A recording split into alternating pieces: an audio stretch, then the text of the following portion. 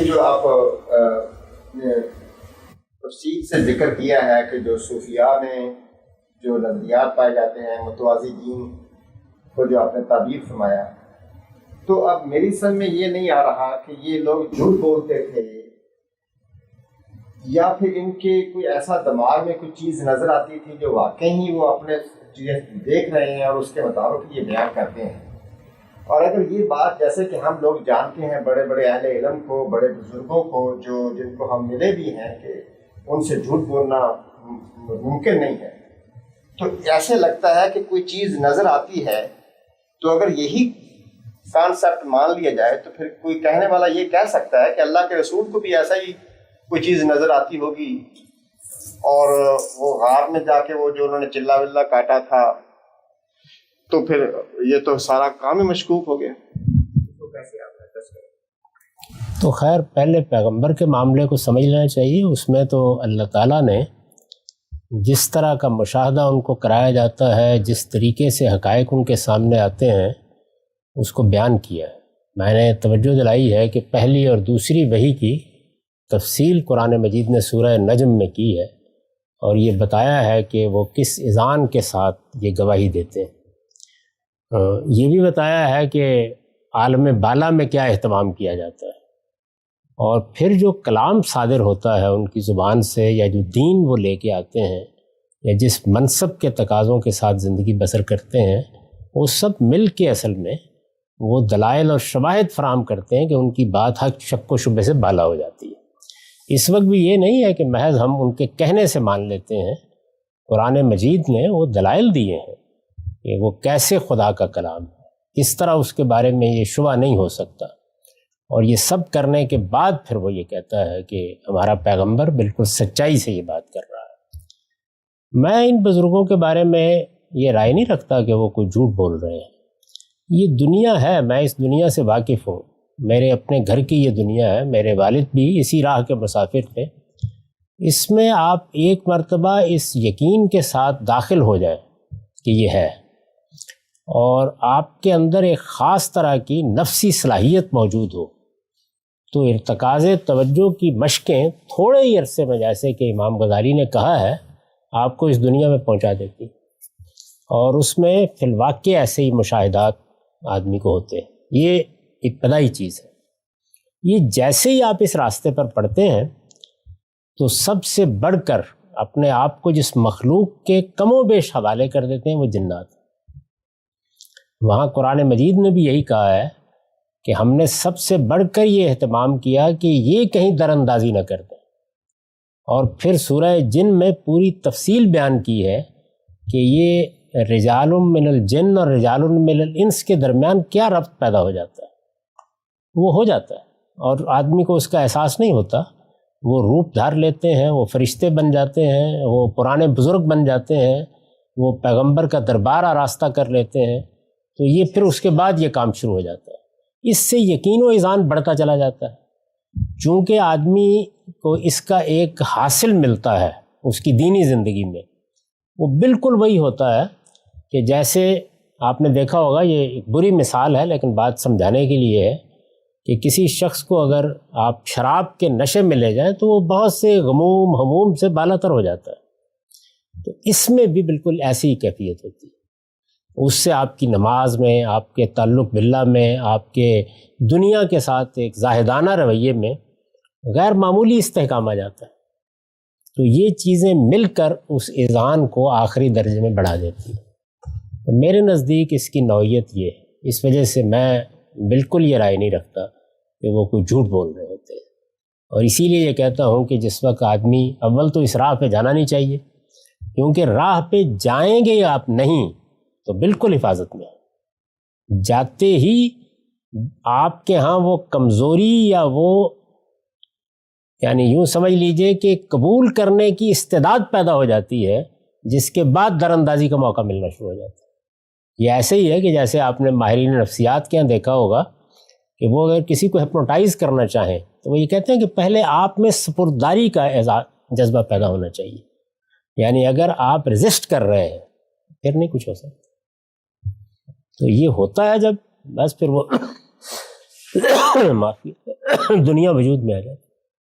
اسی سے ایک متعلقہ چھوٹا سا سوال ہے کہ اگر ہم یہ مان جائیں کہ بھئی جیسے ہی لوگ اس راہ پہ نکلتے ہیں تو وہ کم و بیش اپنے آپ کو شیطانوں کے جنوں کے حوالے کر دیتے ہیں، تو وہ جو فیوچر میں بتائی گئی خبریں ہیں بعض اوقات مینو ان سچ نکلتی ہیں، اور ایسے بے شمار لوگ ہیں، ایمسٹرڈام بھی ہیں اور ہمارے بھی ولی کر کے ایک اور تھے، تو ایسی انہوں نے باتیں لوگ کیسے نکال لیتے ہیں کہ جو ایگزیکٹلی سچ ہوتی ہیں، اور پھر جو ہے جب آدمی ان کے مجلس میں بیٹھتا ہے تو they can also feel difference in their life. وہ ارتکاز توجہ کا جو عمل ہے وہ بہت سی صلاحیتیں پیدا کر دیتا ہے. پھر یہ کہ ان میں سے زیادہ تر لوگ پیدائشی طور پر وہ صلاحیتیں لے کے آتے ہیں. جیسے آپ یہ دیکھتے ہیں نا کہ ایک آدمی میں پیدائشی علم کی صلاحیت ہے، سائنسی علوم میں کمال پیدا کرنے کی صلاحیت ہے.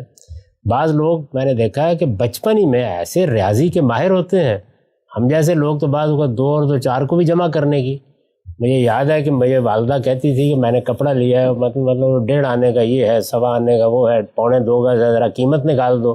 میں بالکل ہی فارغ ہو جاتا تھا. کہتی کیا پڑھا ہے تم نے اور کیا سیکھا ہے. تو یہ اپنے اپنے اذواق بھی ہوتے ہیں، تو اس میں یہ نفسی صلاحیتیں موجود ہوتی ہیں. بہت سی آپ دیکھیں، آپ گینس بک آف ریکارڈ میں چینی بچیاں ہیں اور بہت سے لوگ ہیں، تبت کے بعد لوگ ہیں جن کے ہاں یہ فطری صلاحیت موجود ہے. دیوار کے پار دیکھ لینا ہے، آوازیں سن لینا ہے، مستقبل کی چیزوں کا معلوم ہو جانا ہے. پھر جب آپ ان علوم میں جاتے ہیں تو یہ صلاحیتیں اور بڑھ جاتی ہیں، پالش ہو جاتی ہیں، اور اس کے بعد آپ بہت سے میں نے طرز کیا ہے کہ کرامتیں دکھا سکتے ہیں، معجزات دکھا سکتے ہیں، لے جاتے ہیں. قرآن مجید نے اس کی خبر دے دی ہم کو کہ الذی عندہ علم من الکتاب، وہ ملکہ بلقیس کا تخت اٹھا کے لے آیا. تو اب ملکہ بلقیس کا تخت اٹھا کے لے آنا تو جو کمال ہے اس کا تو ابھی ظہور نہیں ہوا ہے ان حضرات سے، وہاں تک نوبت پہنچ سکتی. تو یہ دنیا ایسی ہے، اور میرے نزدیک اس کے اندر جیسی کشش ہے، جس طرح کے اس کے مقدمات ہیں، جتنے غیر معمولی ذہین لوگ اس میں ہیں، اور وہ جس طرح سے اپنے اس مقدمے کو بیان کرتے ہیں، یہ صرف اللہ کی کتاب ہے جو آپ کو وہاں سے نکال سکتی ہے، اور کوئی دنیا کی چیز نہیں. رام صاحب، اگر میں دیکھتا ہوں، قرآن کو پڑھتا ہوں، سنت کو دیکھتا ہوں، تو ایک جو بتایا جاتا ہے جو ہے، اور دوسری طرف جیسے آپ نے کہا کہ شاہ اسماعیل شہید کی انہوں نے کہ یہ ولی ہوتے ہیں، یہ تو پھر اتنی 90% جو ہماری انڈیا پاکستان کی ہے، وہ کیسے انہوں نے یہ یقین کر لیا کہ یہ پیرالل مذہب نہیں ہے؟ مجھے یعنی کہ اگر میں دیکھتا ہوں تو دونوں مجھے الگ الگ نظر آتے ہیں، تو پھر اتنی زیادہ فالوئنگ نہیں. دیکھیے اس کا جواب دیتے ہیں، وہ جوابات جو ہیں وہ میں نے اس میں نقل کر دیے ہیں. اگر آپ اس میں دیکھیں تو آخر میں نے بتایا ہے کہ وہ اس سوال کو کیسے ایڈریس کرتے ہیں. یعنی وہ کہتے ہیں کہ یہ بھی اصل میں دین ہی کا ایک فیض ہے، لیکن محمد الرسول اللہ صلی اللہ علیہ وسلم سے یہ فیض قرآن اور حدیث کے ذریعے سے منتقل نہیں ہوا. تو شاہ ولی اللہ اس کی مثال دے کے بتاتے ہیں کہ یہ بالکل ایسے ہی ہے کہ جیسے آفتاب سے کھیت میں پڑا ہوا خربوزہ حدت اور حرارت اور زندگی حاصل کرتا ہے، لیکن نہ خربوزے کو پتہ ہوتا ہے کہ وہ لے رہا ہے اور نہ آفتاب کو پتہ ہوتا ہے. یہ مثال دی ہے، انہوں نے بتایا ہے ایسے ہوتا ہے. یعنی یہ علم کی ایک دوسری دنیا ہے، اور جب اس پر اعتراض کیا جائے تو اس کے جواب میں بھی وہ یہی کہتے ہیں کہ آپ لوگوں نے یہ اصل میں اس کا مزہ چکھا نہیں ہے، آپ کیا جانتے ہیں. اس وجہ سے میں تو اس پہ نہیں تنقید کر رہا کہ یہ ٹھیک ہے، یہ غلط ہے، یہ صحیح ہے. میں تو صرف یہ بتا رہا ہوں کہ دیکھیے قرآن مجید سے جو تصویر سامنے آتی ہے وہ یہ ہے، اور اس کے مقابل میں ایک تصویر یہ ہے. تو آپ اس کو الگ الگ پہچان لیجئے. اس کے بعد اگر کوئی غیر معمولی صلاحیت حاصل ہے کہ دونوں کو ایک کر سکیں، کرتے رہیے زندگی بھر. مجھ سے تو نہیں ہو سکی. السلام علیکم سر. یہ میرا ایک اس کے اندر پرسنل اپنا ایکسپیرینس ہے، جس کے اندر مطلب ایسا لگتا ہے کہ انسان جو ہے وہ خدا سے بالکل ایسا تعلق گہرا ہوتا چلا جاتا ہے اس جب راہ پہ انسان چلتا ہے، کہ اب اگر میں سوچتا ہوں تو وہ تعلق اس طرح کا جو تعلق جو خدا کے ساتھ جو بنا تھا اس وقت, وہ مطلب میرے سوچتا ہوں کہ ایسا تعلق اگر خدا کے ساتھ کبھی بن سکے تو کیا ہی بات ہے, کیا ہی کہنے ہیں, رائٹ. اور ذہانت مطلب ایسے ذہن ایسے کھل جاتا ہے جیسے انسان اس طرح کی چیزیں کر رہا ہوتا ہے جو اب میں خواب میں بھی نہیں سوچ سکتا کہ ایسا کبھی کر پاؤں. تو یہ جو امپیریکل ایویڈنس ہوتا ہے اس کو تو ڈینائی تو خیر نہیں کیا جا سکتا, رائٹ. مطلب یہ آپ ایکسپیرئنس کر رہے ہوتے ہیں. مگر میرا سوال یہ ہے کہ جب خدا کے ساتھ تعلق آپ کا بن رہا ہے, آپ کا ایک اتنا زیادہ شکر کا جذبہ پیدا ہو رہا ہے اور اتنا زیادہ خدا کے ساتھ ایک بڑا گہرا ایک تعلق بن رہا ہے, تو پھر اس میں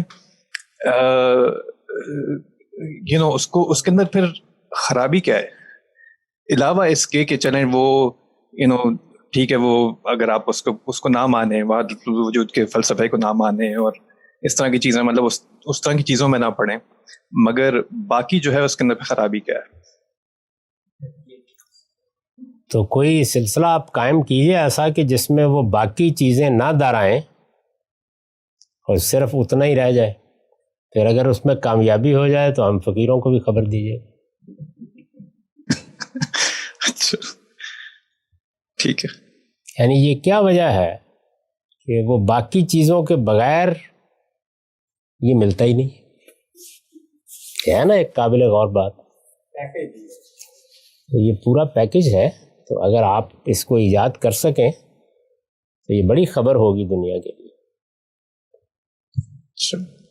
یہ خود یہ حضرات بھی اس کی صحیح کرتے ہیں, عام لوگوں کے سامنے وہ اس کے اسی پہلو کو زیادہ نمایاں کرتے ہیں. لیکن اللہ تعالیٰ کے ساتھ ہمارے تعلق کے بارے میں یہ سمجھ لینا چاہیے کہ اس میں ہمیشہ صحابہ کرام کو معیار بنانا چاہیے, اس لیے کہ ان کے حق میں اللہ کی سند موجود ہے, خیر امت ہے.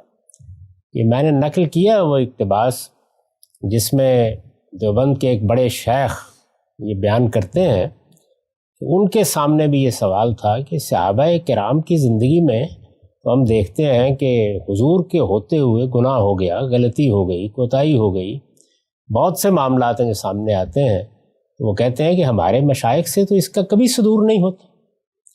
تو یہ چیز ظاہر ہے کہ اشکال پیدا کرتی ہے. تو اس کا دیکھیے انہوں نے جواب کیا دیا.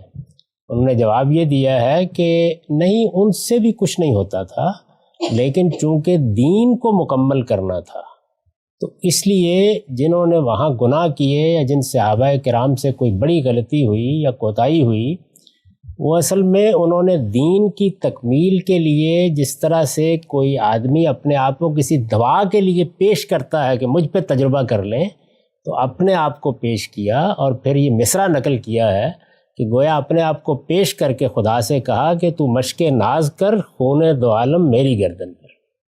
تو اس طرح ان سے گناہ بھی ہو گئے, یعنی یہ کرائے گئے گویا تاکہ دین کی تکمیل ہو جائے, ورنہ کوئی امکان نہیں. جو اللہ کے رسول صلی اللہ علیہ وسلم اور وحی کے انقطاع کے بعد جو صحابہ کرام ایسا کرتے تھے وہ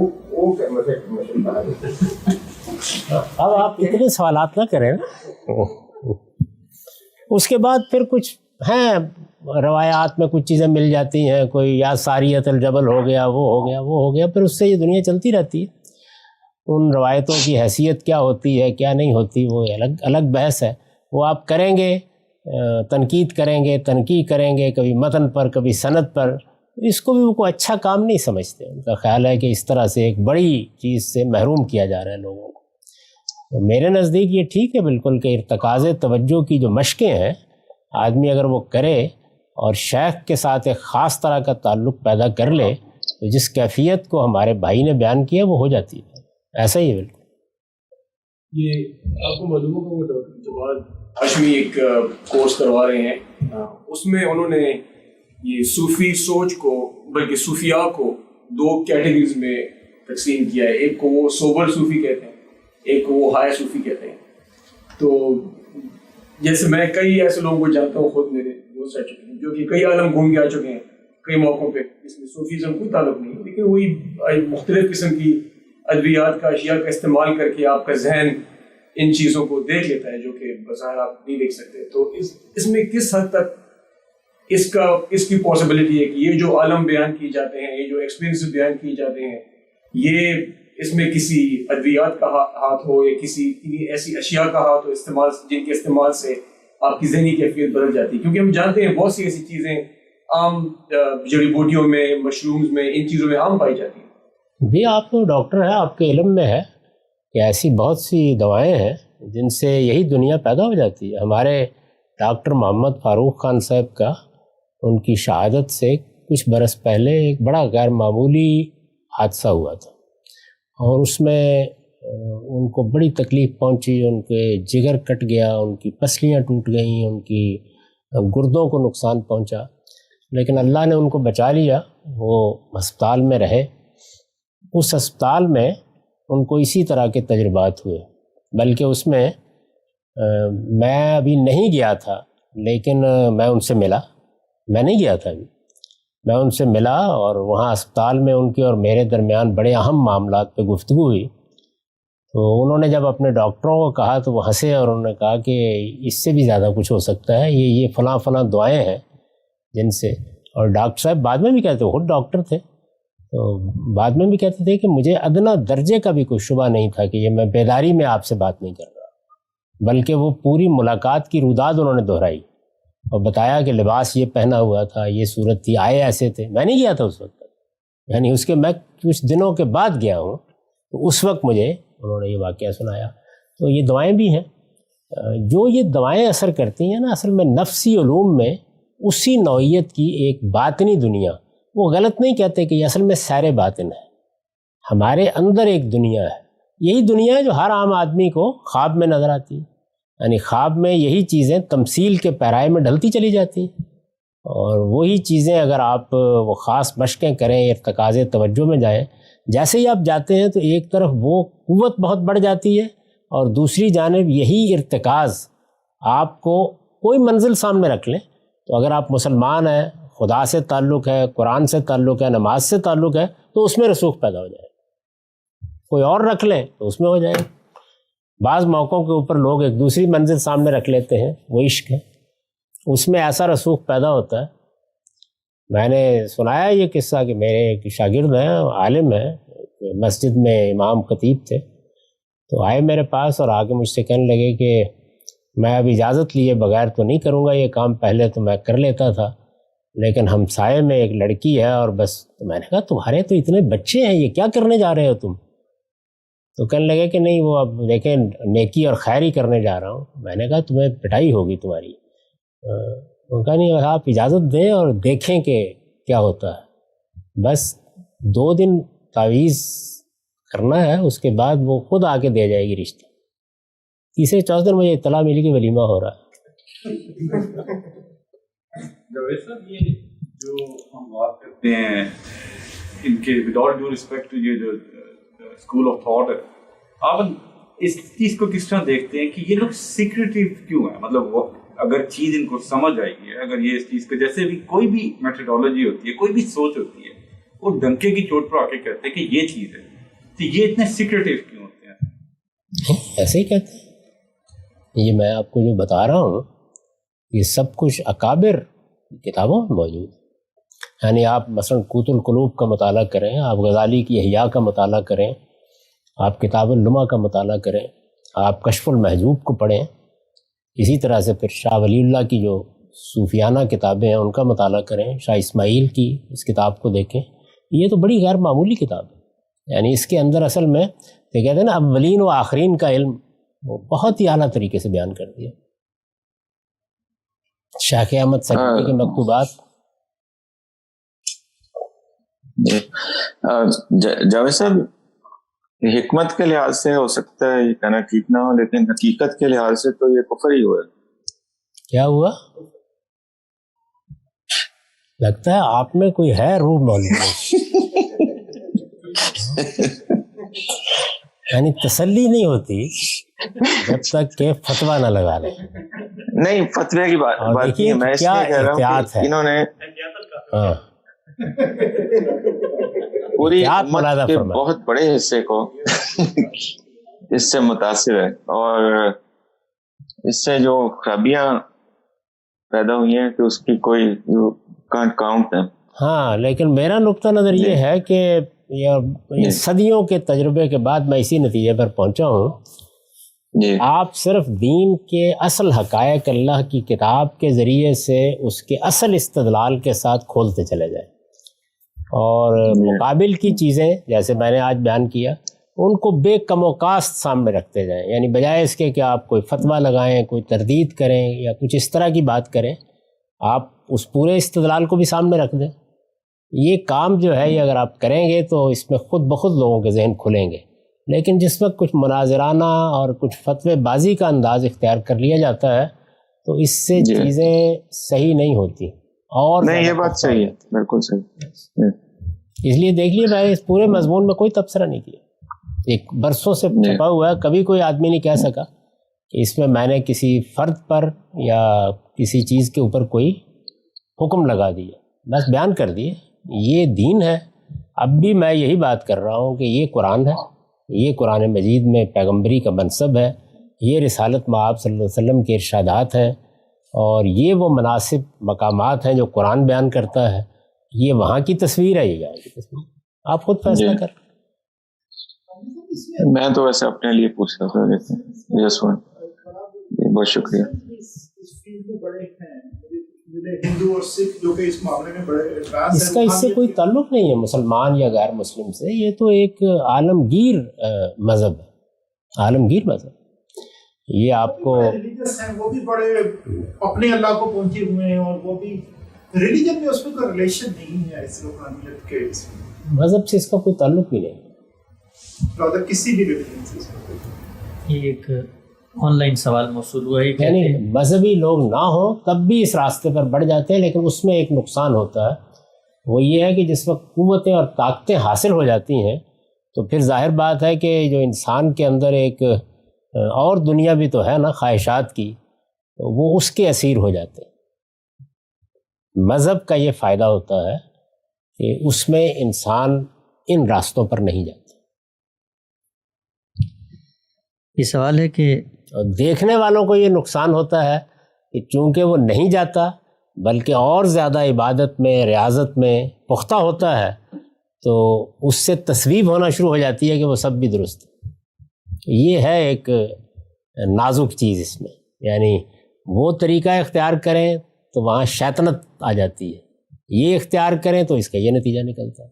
जी, इसी बात से मुतल्लिक़ सवाल पूछा एक साहब ने कि शेख अब्दुल कादिर जिलानी की एक इबारत उन्होंने लिखी है, कुल्लु हकीकतिन ला तशदुल शरिया वहु ज़िंदक़ा, हर वो हकीकत जिसका दावा है सबूत शरीयत में ना हो वो ज़िंदक़ियत या बेदीनी है। तो ये पूछते हैं कि इन्हीं हज़रात की किताबों में इस तरह की इबारतें मिल जाती हैं, तो उसकी रोशनी में जो बातें आपने बताई हैं उनकी तौजी क्यों ना की जाए, जब वो ये मान रहे हैं कि शरीयत ही असल है और बाकी सब कुछ उसके ताबे। आप फतूहात मक्किया को पढ़ें, उसमें भी वो यही बात बयान करते हैं, बल्कि फतूहात मक्किया में जो अकायद बयान किए हैं शेख अकबर ने अपने, उन पर तो निसार जाइए, तो ये सारी चीज़ें बिल्कुल ठीक हैं। तो अब इनको कहें कि ये ज़िम्मेदारी संभालें और ये जो कुछ बयान फरमाया जा रहा है उसकी तौजी कर दें उसकी रोशनी में। ये असल में दुनियाएँ दो अलग अलग हैं। अस्सलाम वालेकुम। आप देखिए ना कि अब मसलन मैं, आप कहते हैं ना शरीयत के ख़िलाफ़ नहीं, ये कह रहे हैं ना, मैं तो ये कह रहा हूँ कि रसूलुल्लाह ने ये फरमाया है। तो अब आप असल में क्या कर रहे हैं, इस पूरी तारीख़ में देख लें, आप इन चीज़ों की तौज़ीह नहीं कर रहे या इनसे दस्तबरदार नहीं हो रहे, आप लम यबका मिनन नबुव्वा इल्लल मुबश्शरात की तौज़ीह कर रहे हैं। उलट है सूरत, उसको मानने के लिए तैयार नहीं। तो अगर ये कोई ऐसा रास्ता तलाश कर लें तो मुझे किसी से दुश्मनी है नहीं, बिल्कुल। अस्सलाम वालेकुम गांधी साहब, ये करामात के सिलसिले में एक सवाल है। जैसे अभी आप अर्ज़ कर रहे थे कि करामात वगैरह का जो ये हुसूल है इसका ताल्लुक़ कोई इस्लाम से नहीं बल्कि बहुत से दूसरे मज़ाहिब से ताल्लुक़ रखने वाले लोगों ने भी नफ्सी उलूम में महारत हासिल करके ऐसा काम किया है। तो आज की दुनिया में ये चीज़ हमें इतनी नज़र नहीं आती वाज़े तौर पे। इसकी या तो बातें हम कुछ पुरानी किताबों में ही पढ़ते हैं या फिर हमें कहीं सुनी सुनाई बातों में ये चीज़ मिलती है। तो अगर हम कुरान पाक का भी बयान सामने रखें जो कुरान ने मलिका बिल्कीस के तख्त के बारे में बयान किया है, तो ये कैसे समझा जा सकेगा कि आज इसका हुसूल हो सकता है? और अगर नहीं हो रहा तो कुरान का बयान तो सामने है, इसकी ज़रा तौजीह कीजिएगा। اصل میں جس وقت آپ لوگ باغی ہو جاتے ہیں نا تو آپ ان حلقوں میں جاتے نہیں. جائیں ذرا اور دیکھیں کیسے کیسے لوگ وہاں پائے جاتے ہیں. میں تو چونکہ رہا ہوں اس لیے میں نے تو اپنی آنکھوں سے دیکھے ہیں, میرے اپنے کچھ تجربات ہیں اور وہ بالکل ٹھیک ہے, ایسے ہی ہوا ہے. خود میرے اپنے ساتھ بعض بزرگوں کے تجربات ہیں جن کا انکار نہیں کیا جا سکتا. تو یوں نہیں ہے کہ یہ علوم باقی نہیں رہے یا ان کے ماہرین باقی نہیں رہے, ایسا نہیں ہے. ہم اس دنیا میں جاتے نہیں. میں سیکریسی کی بات کر رہا تھا, اس کے اندر جب یہ انیل حق والا نعرہ جو سر ربوبیت کا راز افشاں کرنے والی بات ہے, تو وہ سیکریٹو نہیں ہوا تھا کہ تم ٹھیک تھے لیکن تم نے بات آگے کیوں کر دی, اس ریفرنس میں اگر بات کی. ہاں یعنی وہ یہ کہتے ہیں کہ یہ جو علم ہے یا یہ جو دنیا ہے, اس دنیا کو عامی لوگوں کے سامنے نہیں آنا چاہیے.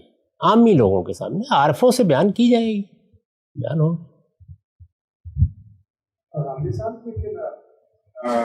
امام غزالی جیسا آدمی کہتا ہے کہ سر ربوبیت ہے, اس کا افشا کفر ہے. جب قرآن اور سنت میں جب بھی ہم دیکھتے ہیں تو کہیں بھی نہیں کہ آپ نے اللہ کو حاصل کرنا ہے, صرف یہ ہے کہ آپ نے اچھے کام کرنے ہیں, آخرت میں یہ ہوگا یہ ہوگا. تو پھر ایک طرف قرآن اور سنت اور احادیث صرف پڑھی ہوئی کہ آپ نے اللہ کے پیغمبر کو فالو کرنا ہے اور آپ کو آخرت میں یہ ملے. تو یہ کہاں سے آ گیا کہ میں نے یا دوسروں نے اللہ سے ملاقات کرنی ہے یا وہاں پہ پہنچنا ہے, یہ کہاں سے آ گیا؟ بہت برتر ذہانت کے جو لوگ ہیں ان کے اندر یہ داعیہ بڑی شدت سے پیدا ہو جاتا ہے. یعنی اگر اللہ کی کتاب یہ حدود نہ متعین کرتی تو میں اپنی طبیعت کے لحاظ سے اسی دنیا کا آدمی.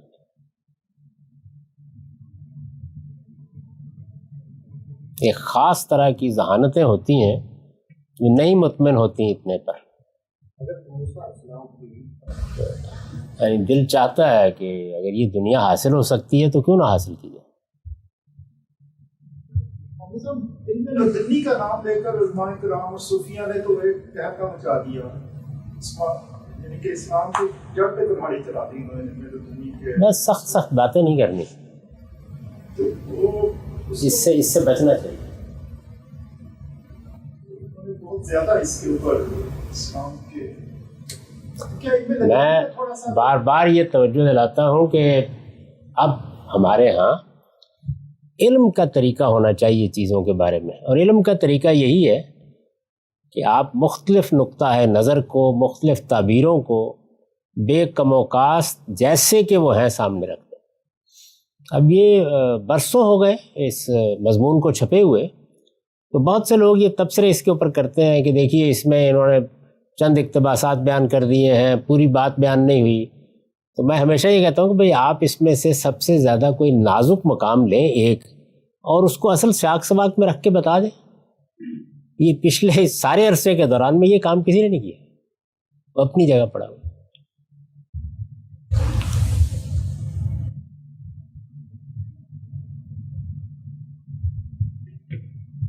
اس میں کشش بہت کشش. تصوف اور زہد کو کوئی ایسی ڈیفائن لائن ہونی چاہیے کہ آدمی سمجھے کہ یہ زہد ہے اور یہاں سے تصوف شروع ہو جاتا ہے. تو کیونکہ زہدی کے لفظ کو دیکھ لیں کہ یہ قرآن مجید بالکل خالی ہے, اس سے ایک ہی جگہ یہ لفظ استعمال ہوا ہے اور وہاں پر حضرت یوسف کو بیچنے والوں کے لیے استعمال ہوا ہے. یعنی یہ بھی کوئی تعبیر نہیں, کوئی اصطلاح نہیں ہے. بعض روایتوں کے اندر آپ کو مل جائے گا, لیکن یہ قرآن مجید بالکل خالی ہے اس سے. یعنی یہاں پر اس نے اعلیٰ ترین مراتب بھی بیان کیے ہیں, ان المسلمین والمسلمات فلاں اور فلاں. وہاں بھی زاہدین والزاہدات کوئی چیز نہیں, بلکہ جو زینتوں پر گفتگو کی ہے سورہ اعراف میں وہ بالکل ہی دوسری تصویر دیتی ہے. سورہ بنی اسرائیل میں جو خرچ اخراجات کے بارے میں تصور پیش کیا وہ بھی اس سے بالکل مختلف ہے. تو یہ تعبیر بھی صحیح نہیں ہے. یعنی اسی وجہ سے قرآن اس کو اختیار نہیں کرتا. قرآن مجید جو ہمیں تصور دیتا ہے اس میں اگر آپ اس کا کوئی مقام رکھنا بھی چاہتے ہیں تو زیادہ کیا ہوگا بھئی, آپ آخرت کو اپنی اصل منزل بنائیں اور دنیا کے ساتھ وہ تعلق نہ رکھیں جو کہ اس میں غلطان ہو جانے والوں. باقی دنیا کو برتنا، دنیا کے اندر اپنی صلاحیتوں کا بھرپور اظہار کرنا، جو خدا نے آپ کے لیے امتحان گاہ بنائی ہے اس میں جو کچھ قوت آپ کے ساتھ ہے اس کے ساتھ شریک ہونا، قرآن مجید سے یہی بات سمجھ میں آتی ہے. یعنی یوں نہیں ہے کہ آپ اس میں دنیا کو چھوڑ دیں گے. تو زہد کی بھی کچھ اچھی تعریف کر لینی چاہیے تاکہ وہ کہیں قرآن مجید کے نظام میں بیٹھ سکے، ورنہ مشکل ہے. حسن بصری کے بارے میں تو یہی لکھتے ہیں کہ بھی زاہدین کے بعد تابعین میں تھے تو زہد کا انہوں نے شروع کیا سمتھنگ لگ دیٹ. تو یہ ابتدا یہی سے ہوئی ہے. یعنی انسان کے اندر غیر دنیا ہے، دنیا میں لوگ غلطان ہو گئے، رسول اللہ صلی اللہ علیہ وسلم کے بعد سیاست بازی، جنگیں، تو اس طرح کی جو صورتحال ہے اس میں شروع میں اس جانب وہی لوگ آئے کہ جو اس سے بیزار تھے اور بڑی نیک نیتی اور اخلاص کے ساتھ یہ سمجھتے تھے کہ اس دنیا میں پڑھ کے حاصل کیا ہوا ہے ہمیں. تو انہوں نے یہ کوشش کی کہ وہ ایک ایسی زندگی بسر کریں جس میں دنیا کی آلائش کم سے کم ہو. شروع میں کوئی ایسی بڑی قابل اعتراض چیز بھی نہیں تھی، زیادہ سے زیادہ ایک رجحان طبیعت آپ کہہ سکتے ہیں. آگے بڑھ کے پھر فلسفہ بننا شروع ہو گیا. اور انٹرسٹنگ یہ ہے کہ جاوید صاحب یہ قرآن جی سے اس کو ایکسٹریکٹ کرتے ہی مطلب اس کے علاوہ جا نہیں سکے. یہ جو آپ نے بھی باتیں بتائی وہ مجبوری ہے نا. لیکن یہ ہے کہ دیکھیے میں نے تو قرآن مجید میں آپ میری تفسیر دیکھیں، اس میں ان مقامات کے اوپر بڑے تفصیلی نوٹ لکھ دیے ہیں. قرآن بالکل قبول ہی نہیں کرتا، اس رجحان ہی کو قبول نہیں کرتا، اس کو بھی قبول کرنے کے لیے تیار نہیں ہے. یعنی وہ یہی چاہتا ہے کہ دنیا سے آپ اس لحاظ سے بے رغبت ہوں کہ یہ کبھی آپ کو اسیر نہ کر سکے، کبھی حق و باطل کا معیار نہ بن سکے، کبھی آپ کو خدا کی نافرمانی کی طرف نہ لے جا سکے، کبھی اعلیٰ مراتب کے راستے میں رکاوٹ نہ بن سکے. اس پہلو سے ضرور کرتا ہے بات، لیکن دنیا کی زینتوں کے بارے میں تو یہ کہتا ہے کہ یہ زینتیں پیدا ہی میں نے اہل ایمان کے لیے کی. کون ہے جو اس کو حرام قرار دیتا ہے؟ تو ظاہر ہے کہ جب زینتوں کے بارے میں آپ کا تصور بدل جائے گا اور اس طرح انفقوا لم یسرفوا ولم یقتروا وکان بین ذالک کے وہاں پر آ جائیں گے تو وہ دنیا بن نہیں سکتی. پھر اس کے نتیجے یعنی آئیڈیل دنیا جو اللہ تعالیٰ پیش کر رہے ہیں اس سے بڑی مختلف ہے.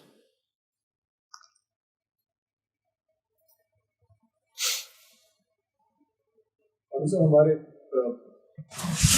بہت سے علماء جو ہیں وہ جن چیزوں پہ حرمت کے فتوے لگاتے ہیں ان کی ایک بنیاد یہ ہوتی ہے کہ یہ چیز آپ کو خدا کی سوچ سے اور ذکر سے دور لے جاتی ہے، جیسے میوزک ہو گیا اور اس طرح سے بہت سی چیزیں.